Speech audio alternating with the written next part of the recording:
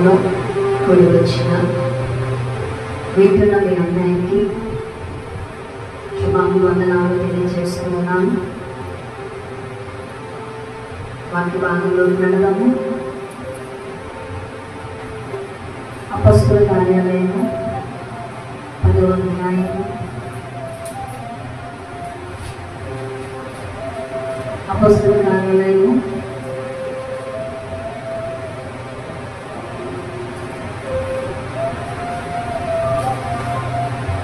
9వ అధ్యాయము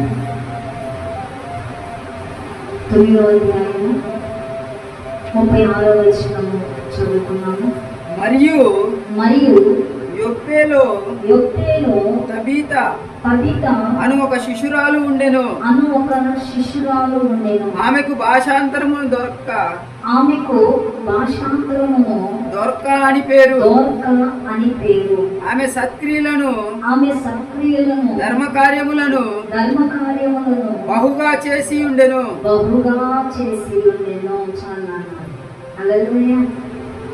ఇక్కడ ఒక శిశురాలు కనబడుతూ ఉంది. ఆ శిశురాలను గురించి ప్రభు ఇప్పుడు మనతో మాట్లాడబోతూ ఉన్నాడు. నేను విన్నాను.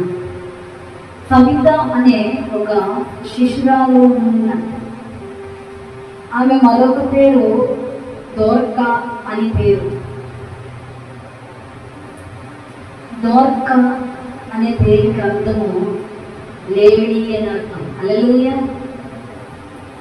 లేడీ ఎలా ఉంటుంది అంటే ఫాస్ట్గా ఉంటుంది. లేడీ పరిగెత్తడం ప్రారంభిస్తే లేడీ కనబడదట.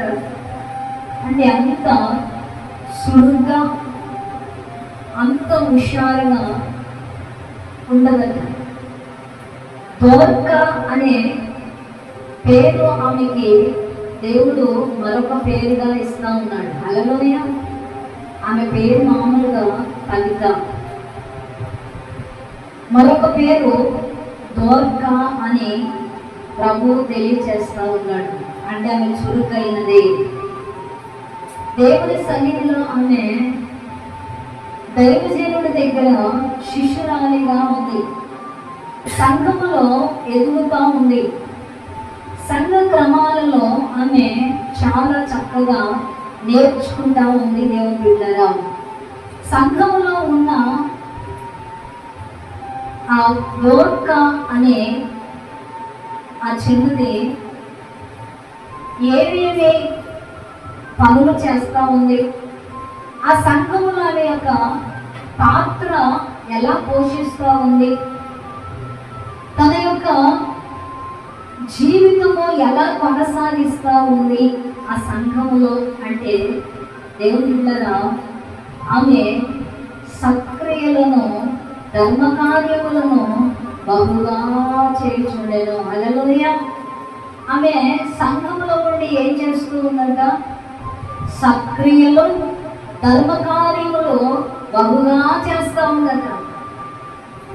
ఆమె చేస్తున్న పరిచర్య, ఆమె చేస్తున్న యొక్క పరిచర్య విధానము చూస్తే దేవుని బిడ్డలారా ఎలా మనకి కనబడుతుంది అంటే చాలా శ్రేష్టమైనదిగా కనబడుతూ ఉన్నాయి. ఆమె సంఘంలో పరిచర్య చేస్తూ ఉంది. ఎలాంటి పరిచర్య చేసింది అంటే సంఘములో ఉన్న పేదవాళ్ళకి వాళ్ళ యొక్క సమస్యల్లో ఉన్న వారికనే ఏం చేస్తూ వచ్చిందట? వారికి ధర్మ కార్యాలు చేస్తూ వచ్చింది. హల్లెలూయా. సంఘములో దేవుని మాటలు వింటూ సంఘములో మనం ఎదుగుతూ ఉన్నప్పుడు మనం నేర్చుకోవలసిన సత్యము ఏంటి అంటే మనము సత్క్రియలు చేసేవారిగా ఉండాలి. సత్క్రియలు చేసేవారు ఏం చేస్తారు, ఎలాంటి కార్యాలు వారు చేస్తారు, ఎలాంటి వాటి మీద వారు యొక్క ఆశను కలిగి ఉంటారు అనేది ప్రభు ఇక్కడ ఈ సహోదరిని బట్టి మనతో మాట్లాడుతూ ఉన్నాడు. దేవుని బిడ్డలారా, ఆమె వేటి మీద ఆమె ఆశపడతా ఉంది అంటే సంఘములో శిష్యురాలిగా ఉండడానికి ఆశపడతా ఉంది.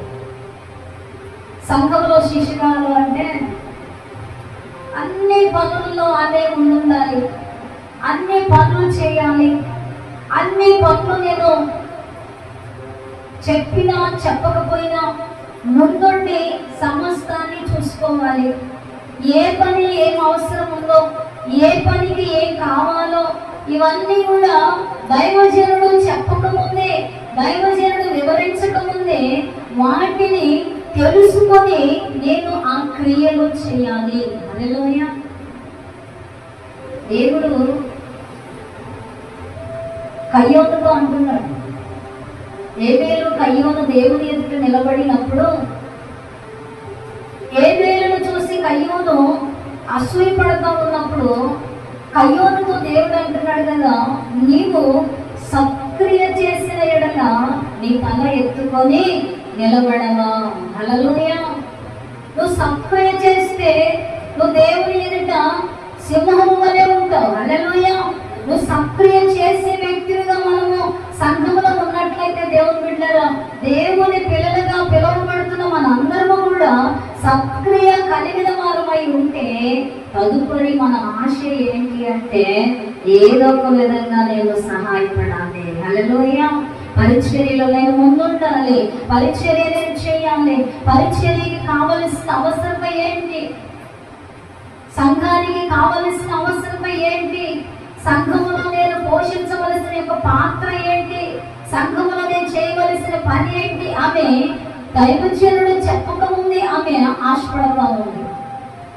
దైవజనుడు ఆమెతో ఏ పని చెప్పకపోయినా కూడా ఆమె ఏమనుకుంటా ఉంది, నేను ఈ పని చేయాలి, ఆ పని చేయాలి అని ఆమె ముందుకు వస్తా ఉందట. దేవుని బిడ్డలారా, 39వ వచనం చివరి మాటలు చూస్తే, పేతురు లేచి వారితో కూడా వెళ్ళి అక్కడ చేరినప్పుడు వారు మేడగదిలోనికి అతనిని తీసుకొని వచ్చిరి. విధవరాండ్రగు వచ్చి ఏడ్చుచు దొరక తమతో కూడా ఉన్నప్పుడు పుట్టిన అంగీలను వస్త్రములను చూపుచు అతని ఎదుట నిలిచిరి. హల్లెలూయా. హల్లెలూయా. ఆమె చేసిన యొక్క ధర్మ కార్యాల గురించి సంఘములో ఉన్న వారందరూ చెప్పుకుంటూ ఉన్నారు. ధర్మ కార్యాల గురించి, ఆమె చేసిన మంచి కార్యాల గురించి, ఆమె చేసిన ప్రార్థన గురించి, ఆమె చేస్తున్న సహాయముల గురించి ఆమె చెప్పలేదు, కానీ అందరూ చెప్పుకుంటా ఉన్నారు. ఫలానా దోర్క ఇదిగో నాకు ఇలా వస్త్రాలు తీసుకొచ్చి ఇచ్చింది, ఫలానా దోర్క ఇదిగో నాకు అంగీలు కుట్టించింది, వస్త్రాలు ఇచ్చింది, నాకు ఇలా సహాయం చేసింది, నాకు ఇలా మేలు చేసింది, ఇదిగో నా కోసం ప్రార్థన చేసింది, నేను రోగిగా ఉంటే, బలహీనంగా ఉంటే, కష్టపడతా ఉంటే నా కోసము దోర్క ఎంతో ప్రార్థన చేసింది, తన పనిని పక్కన పెట్టి తన పనిని నా కొరకై హెచ్చించింది అని చెప్పి దైవజనుడికి అందరూ చెప్తా ఉన్నారు. ఆమె పనులు చేసేది కూడా ఎవరికి తెలియదట, దైవజనుడికి తెలియదు.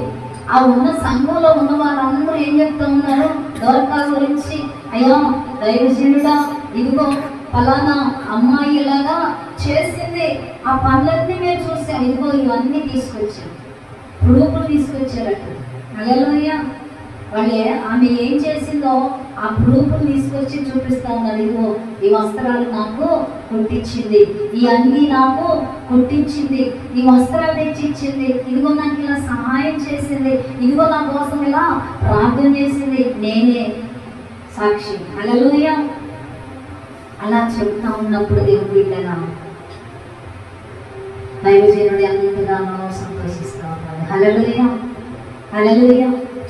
ఆ సంఘాన్ని బట్టి, ఆ సంఘంలో ఉన్న విశ్వాసులను బట్టి, ఆ సంఘంలో శిష్యురాలిగా ఉండి ఆమె చేస్తున్న యొక్క ధర్మకార్యాలను బట్టి దైవజనుడు ఎంతగానో సంతోషపడుతూ ఉన్నాడంట దేవుని బిడ్డగా. హల్లెలూయా. హల్లెలూయా. ఆ సంఘానికి నాయకుడిగా, ఆ సంఘములో శిరస్సుగా ఉన్న యేసయ్య అంతకంటే ఇంకా ఎక్కువగా సంతోషపడతా ఉన్నాడు. హల్లెలూయా. సంఘంలో ఉన్న మనము, సంఘముగా కూడి ఉన్న మనం అందరము దేవుడి బిడ్డగా దేవుని దగ్గర మనము ఎలాంటి సత్క్రియలను కలిగి ఉన్నామో మనము పరీక్షించుకోవాలి. ఈ సత్క్రియలు ప్రభు దగ్గర జ్ఞాపకార్థముగా ఉంటాయి. హల్లెలూయా, హల్లెలూయా. మనం మర్చిపోతాం కొన్నిసార్లు, కొన్ని కార్యాలు చేసి, కొన్నిసార్లు కొన్ని పనులు చేసి మర్చిపోతాం. మర్చిపోయినప్పుడు అవి జ్ఞాపకార్థముగా ఉంటాయి. ఎలా జ్ఞాపకార్థంగా ఉంటాయి అంటే, కొన్నేళ్ళు ఎన్నో ధర్మ కార్యాలు చేశాడు, ఎన్నో మంచి పనులు చేశాడు, ఎంతో మందికి సహాయం చేశాడు, ఎంతో మందిని ఆదరించాడు, ఎంతో మందిని బలపరిచాడు. ఆ బలపరిచిన ఆయన దైవభక్తి కలిగి దేవునితో మాట్లాడుతూ ఉన్నప్పుడు ఆయన ఒక కలవరాన్ని చూస్తూ ఉన్నాడు. నా కుటుంబము నేను ఎలాంటి పరిస్థితుల్లో ఉండబోతా ఉన్నామా, ఎలాంటి పరిస్థితుల్లోకి మేము వెళ్ళబోతా ఉన్నామా అన్నొక బాధ ఆయనలోకి వచ్చినప్పుడు ఆయన ప్రార్థన చేస్తూ ఉన్నాడు. ప్రార్థన చేస్తూ ఉన్నప్పుడు దేవదూతను ప్రభు పంపించాడు. హల్లెలూయా. దేవదూతను పంపించి కొన్నేళ్ళతో మాట్లాడుతూ ఉన్నాడు. ఏమని అంటే, ఈ ధర్మకార్యములో దేవుని సన్నిధికి జ్ఞాపకార్థంగా వచ్చాయి. హల్లెలూయా. 10వ అధ్యాయము 4వ వచనంలో చివరి మాటలో ఉంటుంది, నీ ప్రార్థనలను, నీ ధర్మకార్యములను దేవుని సన్నిధికి జ్ఞాపకార్థముగా చేరినవే. హల్లెలూయా. ఒకవేళ నువ్వు చేసి మర్చిపోవచ్చు, ఒకవేళ నువ్వు దేవుని పని కొరకు దేవుని సన్నిధిలో నువ్వు పని చేసి మర్చిపోవచ్చు, కానీ దేవుడు మాత్రం ఎంత మర్చిపోడండి. దేవుడు జ్ఞాపకం ఉంచుకునేవాడు. ఆ పనిని మరలా తిరిగి కొన్నేటికి తెలియచేస్తూ ఉన్నాడు. నీ ధర్మ కార్యములన్నీ నేను చూశాను. ధర్మం చేస్తున్నావా, ధర్మ కార్యాలు చేస్తున్నావా, మంచి పని చేస్తున్నావా, మంచి చేస్తున్నావా, మేలు చేస్తున్నావా, మేలుకరమైన జీవితంలో నడిపించబడుతూ ఉన్నావా, సంఘానికి ఎంతో మేలుకరంగా ప్రార్థన జీవితాన్ని కలిగి ముందుకు వెళ్తా ఉన్నావా, నేను చూసిన దేవుడు సంతోషించబోతా ఉన్నాడు. హల్లెలూయా. మనలో చూసిన దేవుడు ఆనందిస్తాడు. దేవుడు వింటాడు. ఎందుకో తెలుసా, నేను ఏం చెప్పకపోయినా కూడా వాళ్ళు ధర్మ కార్యాలు చేస్తా ఉన్నారు. నువ్వు ప్రభువుని అంగీకరించిన రోజు దగ్గర నుండి నువ్వు కలిగి ఉండేది ఏంటి అంటే సత్క్రియలు. నువ్వు సత్క్రియలు కలిగి ఉన్నావు అంటే నీలో మంచితనం ఉంటుంది, నీలో నీతి ఉంటుంది, నీలో భక్తి ఉంటుంది, నీలో యథార్థం ఉంటుంది. నువ్వు దేవుని యొక్క భయభక్తులు కలిగి నడుచుకునే వారిగా ఉంటారు. ఒక స్త్రీని గురించి ప్రభు చాలా స్పష్టముగా మాట్లాడుతూ ఉన్నాడు. దేవుని బిడ్డలారా, నేను చేస్తే నాకేంటి ఉపయోగము అనుకోవచ్చు, నేను అలా ఉండడం వల్ల, నేను ప్రార్థన చేయడం వల్ల, నేను ఎక్కువగా ఆ సంఘం కోసం మొరపెట్టడం వల్ల, నేను ఎక్కువగా వెళ్ళి నేనే భారం కలిగి కన్నీరు గార్చి నా కన్నీళ్ళంతా వేస్ట్ చేసుకొని, నా కన్నీళ్ళన్నీ వ్యర్థం చేసుకొని, నా సమయం అంతా వ్యర్థం చేసుకొని, నా పని పోగొట్టుకొని అక్కడికి వెళ్ళి నేను ప్రార్థన చేయడం వల్ల ఉపయోగం ఏంది అనుకుంటావేమో. అలా అనుకునే వారు కూడా ఉన్నారు. లేదంటారా? ఉంటారు. సమయం అంతా ఊరికే పోగొట్టుకుంటే ఎలా? వాడి కోసం వీడి కోసం ప్రార్థన చేసి కాదు. నువ్వు చేసే ప్రార్థన, నీ ధర్మ కార్యాలు ప్రభు దగ్గర లెక్కించబడతా ఉన్నాయి, ప్రభు దగ్గర అవి వ్రాయబడతా ఉన్నాయి. కాబట్టి మనము మంచి కార్యాలు చేసేవారిగా జీవించాలి. ఎఫెసీ పత్రిక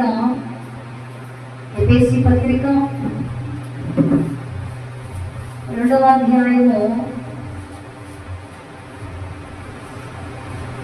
10వ వచనాన్ని చూద్దాము. మరియు వాటి యందు మనము నడుచుకొనవలెనని దేవుడు ముందుగా ముందుగా సిద్ధపరిచిన సక్రియలు చేయుటకై మనము క్రీస్తు యేసునందు సృష్టింపబడిన వారమై ఆయన చేసిన పని అయి ఉన్నాము. హల్లెలూయా. మనం ఏమై ఉన్నామంట? ఆయన పని అయి ఉన్నాం. ఏం చేయడానికి దేవుడు మనల్ని సృష్టించాడు, ఏం చేస్తూ వెళ్ళడానికి దేవుడు మనల్ని నిర్మించాడు అంటే దేవుడు బిడ్డరా మంచి చేస్తూ వెళ్ళడానికి. హల్లెలూయా. మంచిలో జీవించడానికి ప్రభు మనలను సృష్టించాడు. మరియు వాటి యొక్క మనము నడుచుకోవలననే. హల్లెలూయా. ప్రభు ఏదైతే చెప్తున్నాడో, ప్రభు ఏదైతే మాట్లాడుతూ ఉన్నాడో, ప్రభు ఏ సమయం అయితే మనకి ఇస్తున్నాడో, ప్రభు ఏ కార్యం అయితే చేయమని నిన్ను నన్ను ప్రేరేపిస్తున్నాడో ఆ పనులు చేయడానికి మనము సృష్టించబడ్డాము. హల్లెలూయా. కీడు చేస్తున్నామా? ధర్మకార్యాలు చేయడానికి బదులుగా కీడు కోరుకుంటున్నామా? కీడు చేస్తున్నామా? వాళ్ళు ఏమైతే నాకేంటి అనుకుంటున్నామా? అలా అనుకుంటే దేవుడు బిడ్డరా ఒక రోజు దానికి ఖచ్చితంగా ప్రతిఫలం ఉంది. ఒక రోజు దానికి ఖచ్చితంగా లెక్క ఉంది. ఎవరిని బట్టైనా మనం ఏం ఆలోచించాలి, ఎవరిని బట్టైనా ఏమి ఆశపడాలి అంటే నా చేతనైన సహాయం నేను చేయాలి, నా చేతనైన అంత మట్టుకు నేను ప్రార్థన చేయాలి. ప్రార్థన చేయగలుగుతూ ఉన్నావా? ప్రార్థన చేయి.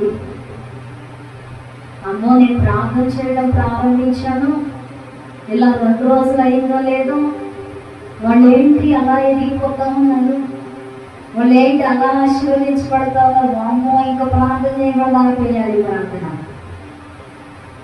అంటారా? గట్టి మనసు సక్రియ కాదండి. ఒక మనిషి బాధపడుతున్నప్పుడు, ఒక మనిషి దిగులు పడుతున్నప్పుడు, ఒక మనిషి కష్టంలో ఉన్నప్పుడు నువ్వు ప్రార్థన చేయాలి. వారు సంతోషించాలి, వారు ఉల్లాసంగా మార్చబడే వరకు మన వంతుగా మనం ఏం చేయాలి? ప్రార్థన చేయాలి, సహకరించాలి. హల్లెలూయా. వారికి ప్రోత్సాహకరమైన మాటలు వారికి అందించాలి. నువ్వు దేవుని సన్నిధిలో, నువ్వు దేవుని దగ్గర ఒక శిష్యురాలిగా మారిపోతావు. హల్లెలూయా. నువ్వు శిష్యుడిగా మారిపోతావు. హల్లెలూయా. నేను దేవుడు సృష్టించింది నీ కోసము నువ్వు పని చేసుకోమని కాదు, నీ కోసము నువ్వు ప్రయాసపడమని కాదు. దేవుని బిడ్డలారా, నీకు చేతనైనంత మటుకు, నువ్వు చేయగలిగినంత మటుకు నువ్వు సహాయం చేయాలి. నువ్వు ఎంతమందికి అయితే చేయగలవు? ఒకరికి సహాయం చేయగలవు, ఒకరికి మేలు చేయగలవు, వారికి నువ్వు చేయాలి. ఆ మేలు పొందదగిన వారికి నువ్వు ఖచ్చితంగా మేలు చేయాలి, ధర్మ కార్యాలు చేయాలి. దారిని వెళ్తున్నప్పుడు వారు ఆకలితో ఉన్నారా, దాహంతో ఉన్నారా, వారిని ఆదరించాలి. హల్లెలూయా. అలా చేసినప్పుడు ప్రభువుతో నువ్వు సహవాసాన్ని నువ్వు ఇంకా ఎక్కువ కలిగి ఉంటున్నట్లు. 2వ కొరింథీ పత్రిక 2వ కొరింథీ పత్రిక